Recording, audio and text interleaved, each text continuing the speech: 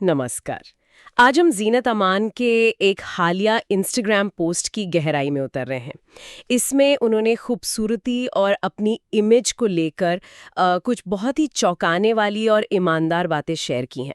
हमारे पास उनका ये सोशल मीडिया पोस्ट है और आज हमारी कोशिश रहेगी ये समझने की कि वो हस्ती जिन्हें दशकों तक हुस्न की मिसाल माना गया, वो असल में अपने बारे में क्या सोचती थीं। हाँ, और सबसे हैरतअंगेज बात तो यही है ना। बिल्कुल, कि Zeenat Aman beauty queen, sex symbol, वो खुद मानती हैं कि उन्होंने कभी अपने आप को खूबसूरत महसूस ही नहीं किया। उन्होंने मजाक में लिखा भी, तुम बुरी नहीं दिखती थी मिस अमान। हाँ, और ये भी बताया कि आजकल के यंग लोग कैसे इस बात पे यकीन ही नहीं कर पाते। सही, ये कॉन्ट्रडिक्शन ही अपने आप में बहुत दिलचस्प है। बिल्कुल।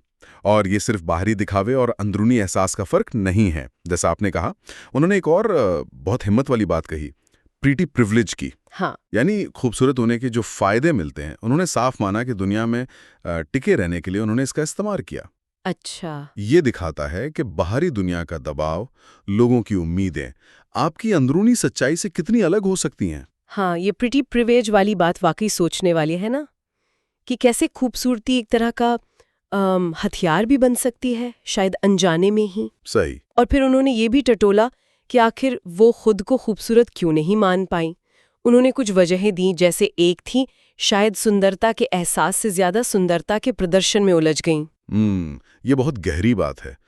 खूबसूरत दिखने की कोशिश में खूबसूरत महसूस करना ही शायद पीछे छूट गया। एग्जैक्टली। और उन्होंने ये भी कहा कि शायद लोगों का उनके लुक्स पर जरूरत से ज्यादा ध्यान देना, वो उनके भावनात्मक आत्ममूल्य को कम कर गया। आत्ममूल्य मतलब बाहरी दुनिया की राय से अलग, हम खुद को अंदर से कितना महत्व देते हैं।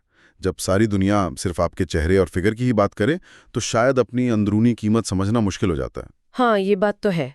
और एक डर का भी जिक्र किया उन्होंने, कि शायद उन्हें घमंडी कहलाने का डर था। हाँ, या फिर खुद की तारीफ करना उन्हें शायद वैनिटी लगता था, ठीक नहीं लगता था। लगता है इन सब चीजों का मिला जुला असर रहा होगा। यकीनन। और ये हमें उस बड़ी कश्मकश की तरफ ले जाता है जिसे हम कहते हैं external validation versus internal acceptance. बाहरी सत्यापन बनाम आंतरिक स्वीकृति। हाँ, आसान शब्दों में कहें तो क्या हम अपनी कीमत दूसरों की तारीफों से आंकते हैं या उसे खुद अपने अंदर महसूस करते हैं। और जो मशहूर हस्तियां होती हैं, उनके लिए तो ये लड़ाई और भी मुश्किल हो जाती है। क्यों? क्योंकि शोहरत आपकी बाहरी छवि तो आसमान तक पहुंचा सकती है, पर वो अंदरूनी आत्ममूल्य को खोखला भी कर सकती है।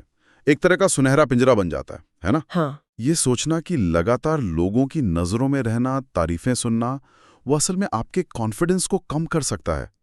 ये अपने आप में एक बड़ा पैराडॉक्स है। मुझे जीनत जी की ये ईमानदारी बहुत हिम्मत वाली लगी, खासकर आज के सोशल मीडिया के दौर में, जहां परफेक्ट दिखने का प्रेशर और भी ज्यादा है। बिल्कुल।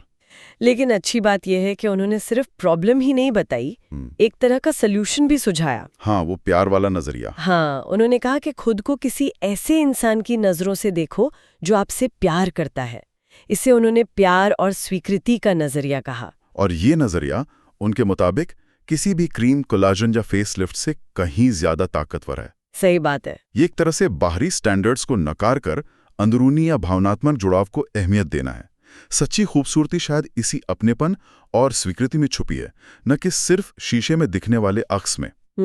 शारीरिक सुंदरता अगर अंदर से महसूस न हो या प्यार भरी नजरों से वैलिडेट न हो, तो वो शायद बेमानी है। बिल्कुल। हरे राम हरे कृष्ण, यादों की बारात, डॉन, इन फिल्मों से उन्होंने ब्यूटी स्टैंडर्ड्स बनाए थे। हाँ, आइकॉनिक रोल्स थे वो।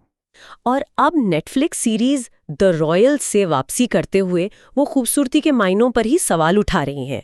ये अपने आप में एक पूरा सफर है। तो संक्षेप में कहें तो जीनत अमान की बातें हमें बाहरी खूबसूरती के मानकों, समाज की उम्मीदों और हमारे अपने अंदरूनी आत्ममूल्य के बीच के जटिल रिश्ते को दिखाती हैं। असली खूबसूरती का एहसास शायद बाहर से नहीं, बल्कि अंदर से या फिर प्यार और स्वीकृति भरी नजरों से ही आता है। आत्मसत्यापन के बिना शारीरिक सुंदरता अधूरी है। और जाते जाते हमारे श्रोताओं के लिए एक सवाल छोड़ जाते हैं। जरूर। समाज का बाहरी सुंदरता पर इतना जोर देना, जैसा जीनत अमान ने महसूस किया, हम आम लोगों के अंदरूनी एहसास को कैसे शक्ल देता है, भले ही हम उनकी तरह फेमस ना हों। इस पर जरूर सोचेगा।